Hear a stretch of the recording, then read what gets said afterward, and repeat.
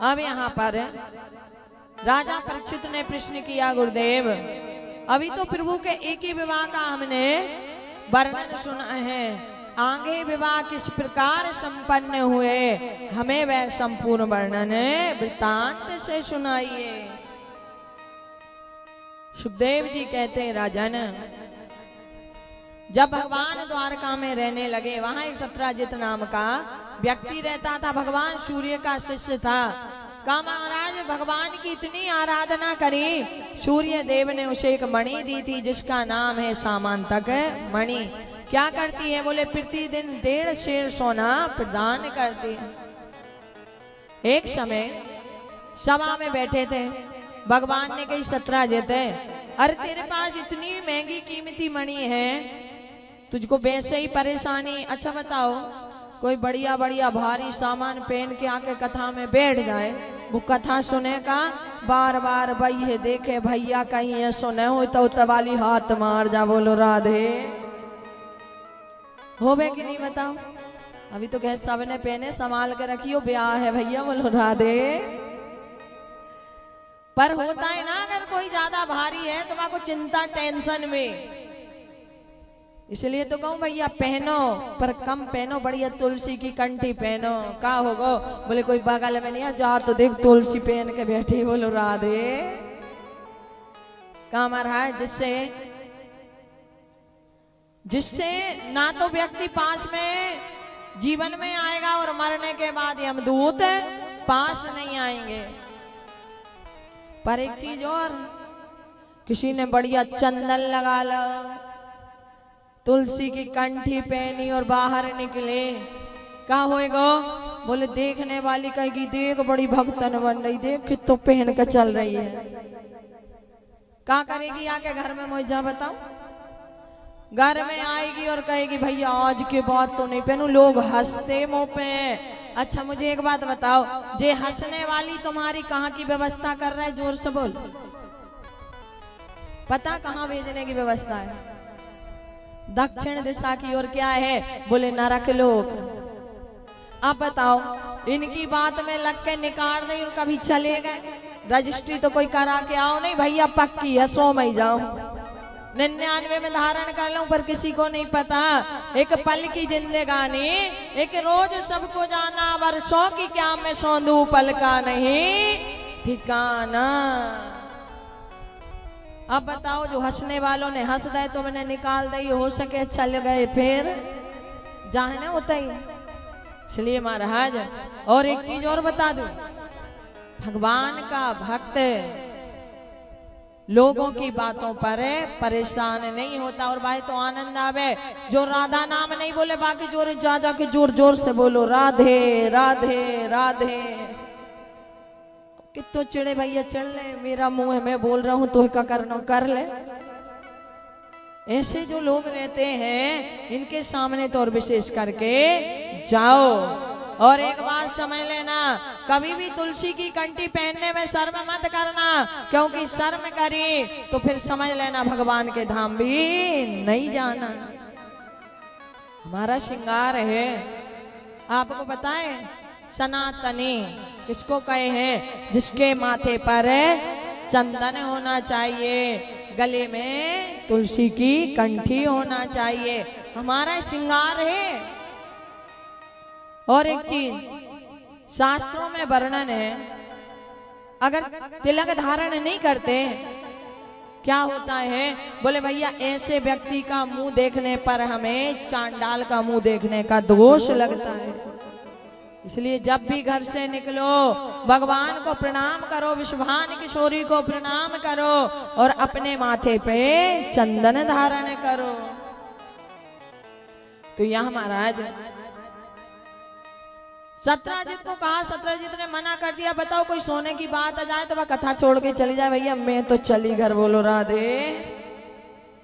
सत्राजित ने मना कर दिया, घर आया, अपने भाई प्रसेन को कहा भैया आज द्वारकाधीश से मणि मांग रहे थे, मुझे लगता है उनका मन मणि पर है। प्रसेन ने कहा चिंता मत कर, मोह दे दे, मैं जा रहा हूँ वन में बिहार खेलने, अपने गले में लटका के ले जाता हूँ।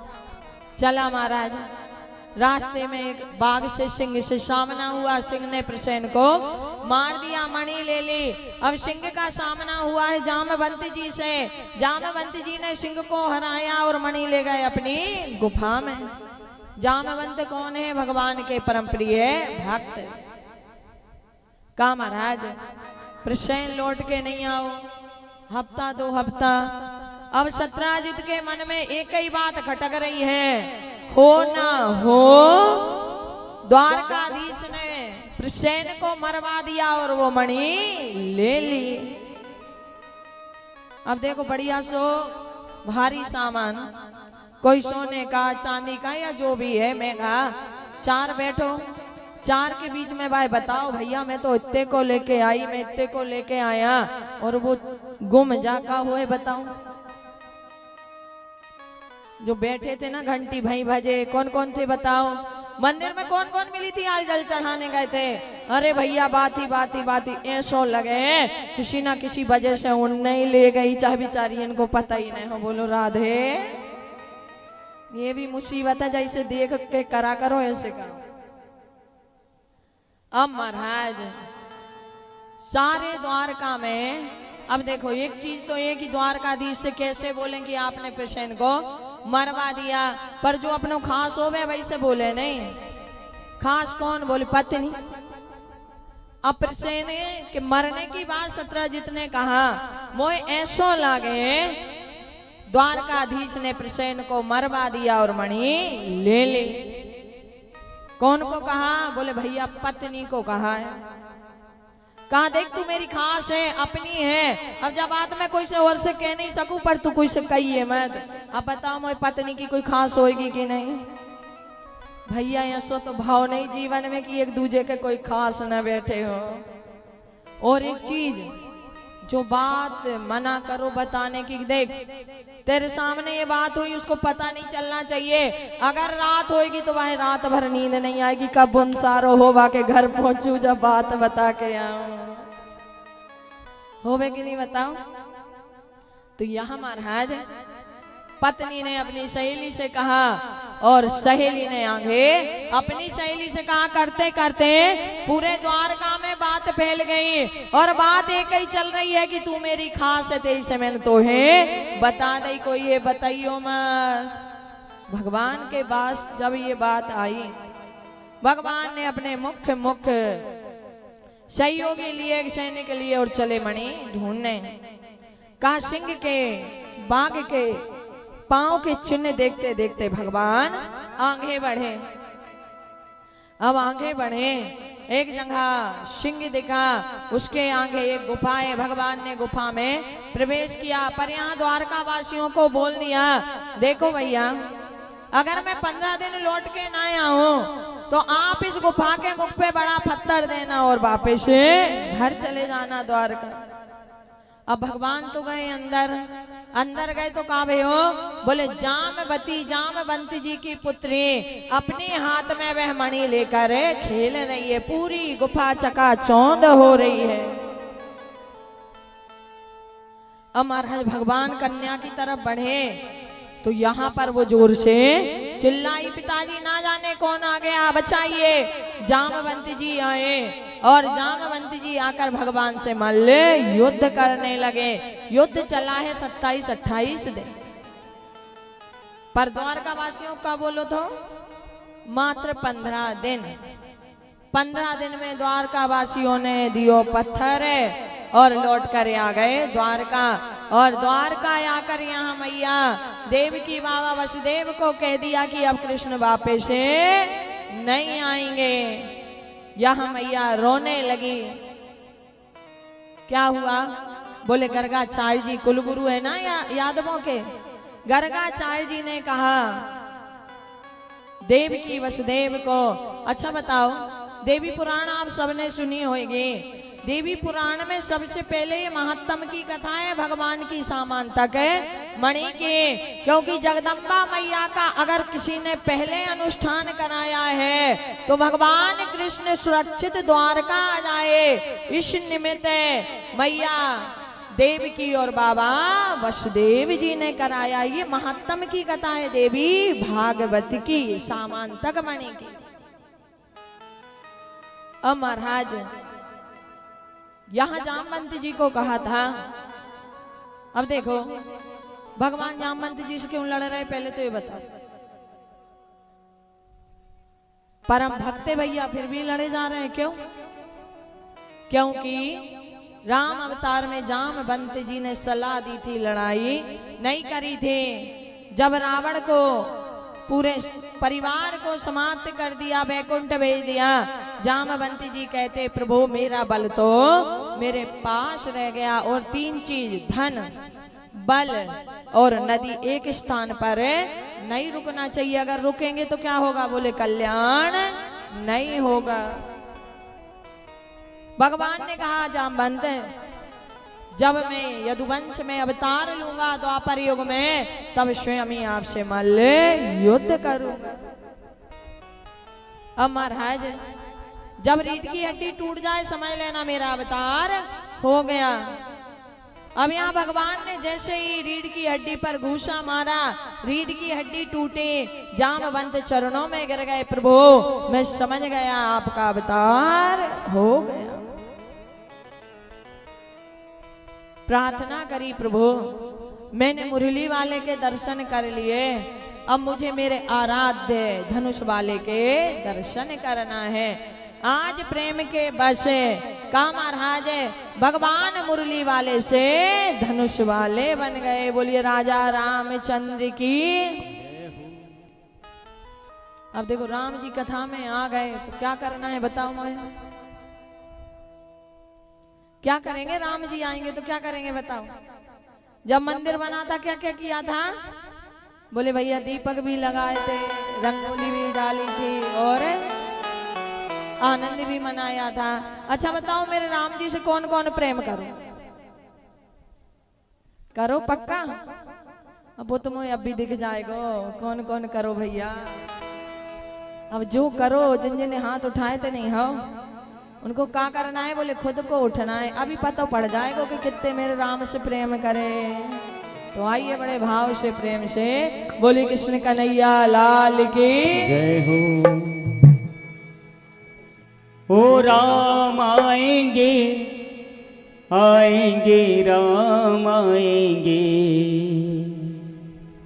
मेरी झोपड़ी के भाग आज खुले जाएंगे के राम आएंगे। मेरी झोपड़ी के भाग आज खुले जाएंगे राम आएंगे। ओ राम आएंगे आएंगे राम आएंगे, राम आएंगे आएंगे राम आएंगे। ओ राम आएंगे आएंगे राम आएंगे, ओ राम आएंगे आएंगे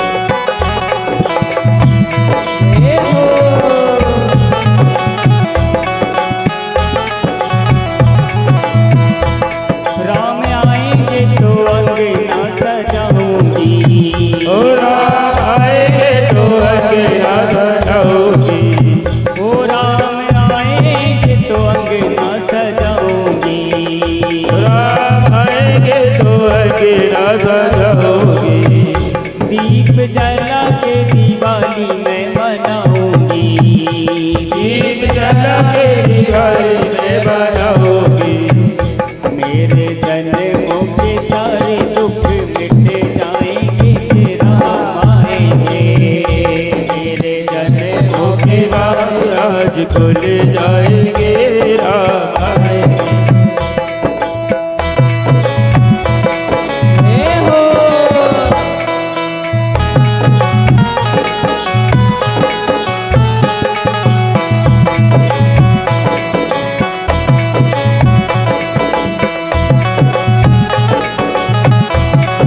हरि बोल।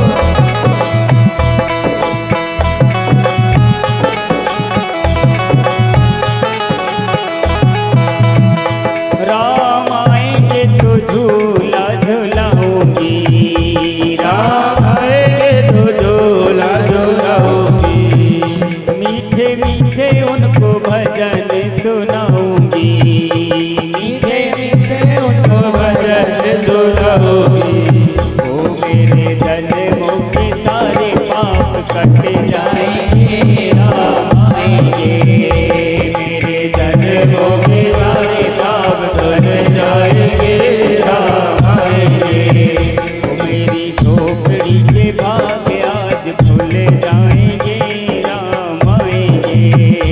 मेरी झोपड़ी के बाग आज खुल जाएंगे राम आएंगे। मेरी चौखट पर चल के आज चारों धाम आए हैं। मेरी चौखट पर चल के आज चारों धाम आए हैं। बजाओ ढोल स्वागत में मेरे घर राम आए हैं। बजाओ ढोल स्वागत में मेरे घर राम आए हैं। कथा सबरी जैसे जुड़ गई मेरी कहानी से। कथा सबरी जैसे जुड़ गई मेरी कहानी से। नरों को आज धोने दो चरण आँखों के पानी से।